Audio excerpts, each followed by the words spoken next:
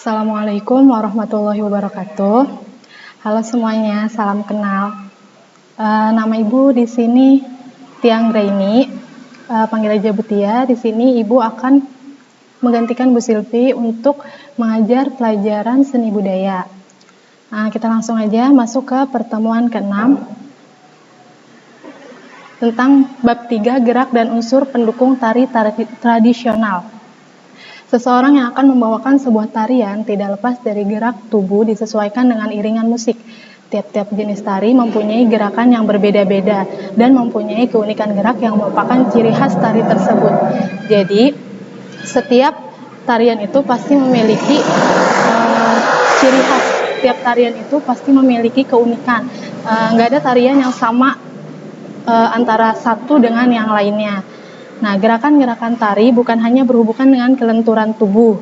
Gerakan tari juga berhubungan dengan aliran tenaga yang digunakan. Jadi, setiap tarian itu tidak hanya gerakan tangan atau gerakan kaki aja, tapi ada tenaga yang digunakan, ada tenaga yang diperlukan. Nah, tenaga yang diperlukan itu juga nggak semaunya. Pasti gerakan tenaga itu ada yang halus dan ringan, dan juga ada yang kuat dan keras. Nah, gerakan yang halus dan ringan itu juga nggak semaunya harus dikeluarin. Gerakan halus dan ringan juga itu harus mengikuti nada atau mengikuti irama. Kalau irama atau nadanya itu cepat atau ngebeat, itu pasti menggunakan tenaganya yang kuat dan keras. Tapi kalau tenaga atau kalau misalnya iramanya itu slow, lambat, dia pasti menggunakan halus dan ringan. Nah, di sini ada keunikan gerak tari tradisional. Nah, unik berarti memiliki sesuatu atau kelebihan daripada yang lain. Keunikan dalam suatu karya tari dapat ditunjukkan melalui keindahan di dalamnya.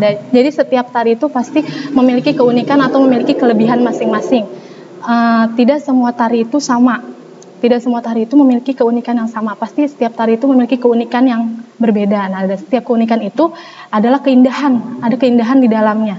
Nah, di sini ada 5 keindahan karya tari yang dapat dilihat. Yang pertama itu gerak karya tari. Nah, gerak karya tari itu, keindahan gerak tari dapat dilihat dari beberapa hal. Nah, yang pertama itu adanya keselarasan antara gerak dari anggota badan yang satu dengan anggota badan yang lain. Jadi, gerakan tari itu harus sama atau harus memiliki keselarasan antara gerak dari anggota badan yang satu dengan anggota badan yang lain. Nah, yang kedua itu adanya keselarasan gerak dengan irama. Nah, jadi gerakan tari itu harus selaras dengan iramanya. Tidak mungkin kalau misalnya iramanya itu cepat atau ngebeat, gerakan tarinya itu lambat atau halus. Pasti dia harus selaras dengan iramanya. Nah, yang ketiga itu adanya penghayatan, pengungkapan, dan ekspresi ragam gerak. Penghayatan, pengungkapan, dan ekspresi ragam gerak itu juga harus dimiliki dalam gerak karya tari. Bukan cuma hanya dalam bernyanyi saja atau membaca puisi atau bermain drama, tapi dalam tarian juga adanya penghayatan, adanya pengungkapan, dan adanya ekspresi atau ekspresi wajah dalam gerak tari. Nah, yang kedua itu penataan tata rias dan busana. Nah, penataan tata rias dan busana juga diperlukan dalam dalam karya tari. Nah, di situ juga menjadi keindahan saat orang melihat, bukan hanya gerakan saja, tapi tata rias atau busananya pun pasti dilihat oleh orang yang melihat gerak tari tersebut. Yang ketiga itu penggunaan alat untuk melakukan gerak tari. Nah, di sini ada penggunaan alat. Jadi setiap tarian itu nggak hanya cuma memakai baju saja atau gerakan saja, tapi adanya alat yang digunakan. Misalkan kayak tari topeng. Nah, tari topeng yang digunakan apa alatnya? Topeng untuk menutupi wajahnya saat menari. Di sini ada yang keempat itu penguasaan ruang pentas. Dan yang kelima itu penggunaan bentuk pola lantai.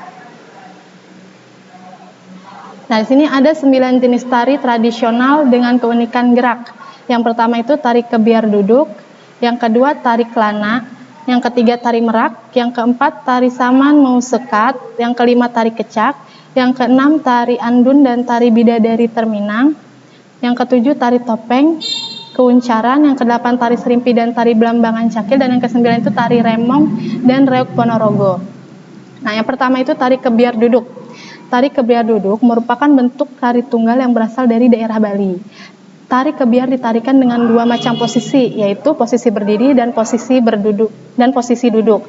Tari kebiar ditarikan dengan berpindah-pindah tempat meskipun dengan posisi duduk. Nah, tari kebiar itu berpindah-pindah tempat meskipun dengan posisi duduk. Nah, penari melangkah cepat dalam posisi setengah jongkok. Hal inilah yang menjadi ciri khas dan daya tarik dari tari kebiar duduk. Jadi, yang menjadi keunikan atau ciri khas dari tari kebiar duduk adalah penari yang melangkah cepat dalam posisi setengah jongkok. Jadi, tidak semua tarian itu sama. Nah, setiap tarian itu pasti memiliki ciri khas atau keunikan yang berbeda. Nah, salah satunya contoh dari tari kebiar duduk ini. Tari kebiar duduk ini ciri khasnya apa? Penari melangkah cepat dalam posisi setengah jongkok. Terus permainan kipas dan lirikan mata serta senyuman menawan dari penari selama melakukan gerak tari semakin menambah keunikan karya tari ini. Nah, jadi bukan cuma penari melangkah cepat dalam posisi setengah jongkok, tapi ada permainan kipas dan lirikan mata yang menjadikan gerak tari kebiar duduk ini semakin indah, semakin unik dilihat oleh orang lain. Nah, cukup sekian pembelajaran online kita hari ini. Mudah-mudahan apa yang disampaikan bisa kalian pahami, bisa kalian mengerti. Terima kasih semuanya. Wassalamualaikum warahmatullahi wabarakatuh.